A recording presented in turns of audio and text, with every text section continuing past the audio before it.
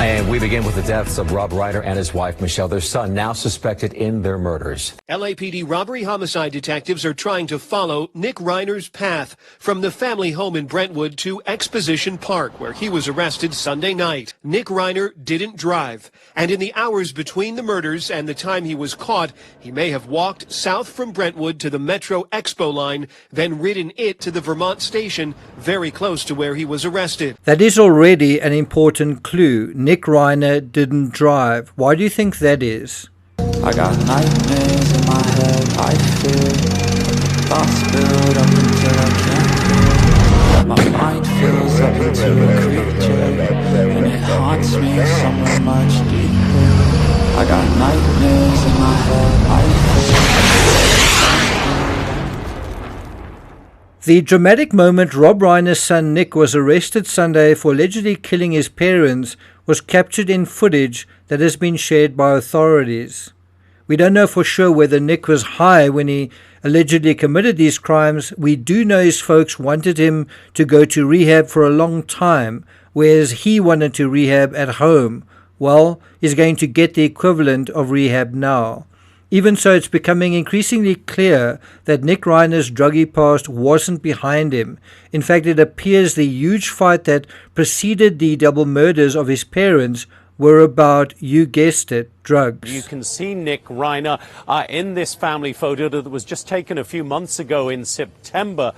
He is the young man with the shaved head in that picture. According to the New York Post, after a massive blow-up at Conan O'Brien's Christmas party Saturday, where the Nepo baby freaked out everyone and left Reiner terrified of what he would do next, according to pals. The trio reportedly ended up in a very loud argument, possibly because Nick was back on drugs and refusing yet another go at treatment after at least, get this, 17 stints in rehab since the age of 15. I mean, if that is one stint every year, that would take you from 15 to 32 years of age. Nick was freaking everyone out, acting crazy. He kept asking people if they were famous, right? But look at those words, acting crazy. Now, spot the odd one out, Mr. Unhappy Face at a family dinner. And here's Mr. Unhappy again at a premiere at the Egyptian Theatre on Tuesday. This is quite recent, September 9th, 2025 in Los Angeles. Back to the New York Post, they had an argument at Conan's holiday party, and Rob had been telling people that they're scared for Nick and scared that his mental state was deteriorating. Well, why would his mental state suddenly be deteriorating? And that is according to a lifelong family friend who lives near the Reiner home. Look at some of these headlines. Rob Reiner is said to have argued with his son at a holiday party. About what? But murders, even less double murders, don't typically happen following mere arguments. If there was a murder every time a father and son disagreed, well, there'd be no one around. To hear that the son, Neil, is the suspect in this horrific murder just defies all logic, at least as far as we can see from the outside. What are you thinking about all this? Well, when it was first reported as a profiler, what you do, you look at, obviously not having access to all the files, but you look at the victimology and you look at the neighborhood, and I think it was almost... And she goes on to talk about, there's no sign of forced entry and so on.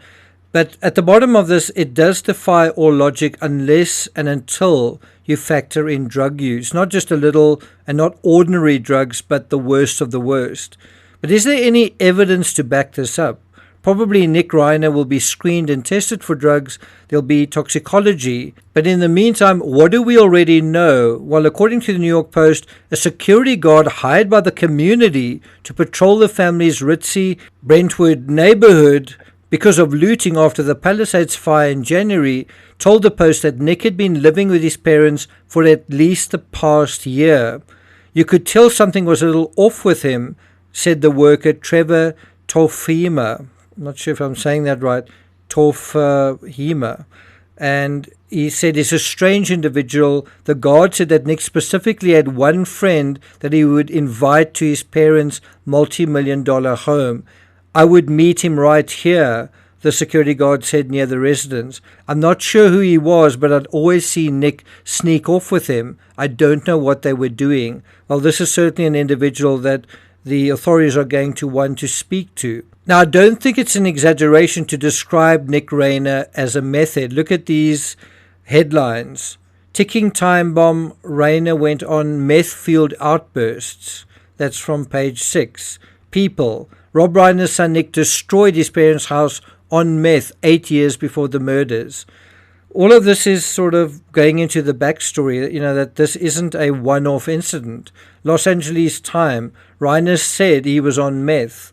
Daily Mail, truth about what drove Rob Reiner's son to snap, meth and staying up for days and not eating. That would seem to suggest, Mary Ellen, that there was some bad blood that was brewing over some time. I think you're right, and that's probably going to come out in the next couple of days. This doesn't just start the day before yesterday.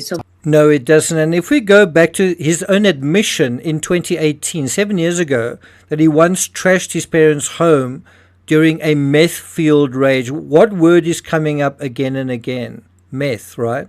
And so this is what he said. He said, it's not much of a story. I got totally spun out on uppers. I think it was coke and something else. And I was up for days on end. That's what he told the Dopey podcast.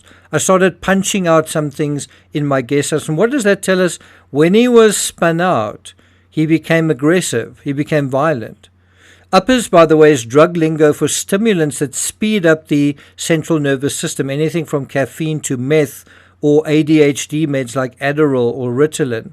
A former classmate of Nick's told the Post on Monday that she instantly knew that he was the suspect in his parents' murders when she heard the news. That should also tell you something. That's someone who is familiar with his behavior patterns, familiar with this background that has been building up. And I think that really says a lot. It also says a lot that Nick was not only living at home, but couldn't drive. Was that because he wasn't allowed to drive? And that is why he made his getaway, one of the rarest getaways I think you'll ever see in high-profile true crime, using public transport. I suspect Nick may have had a psychotic episode, specifically a schizoid event, where he became mixed up between imagined reality and reality.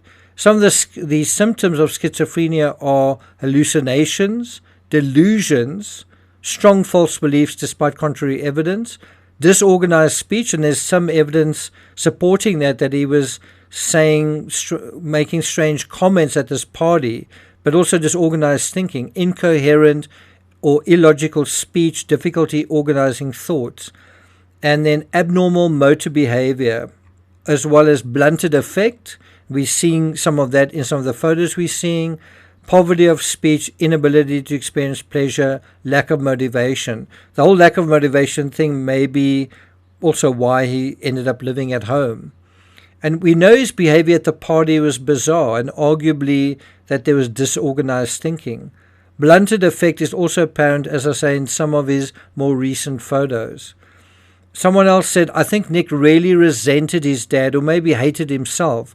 I think it could possibly be both, for not being as talented, prolific, or beloved as his dad or granddad.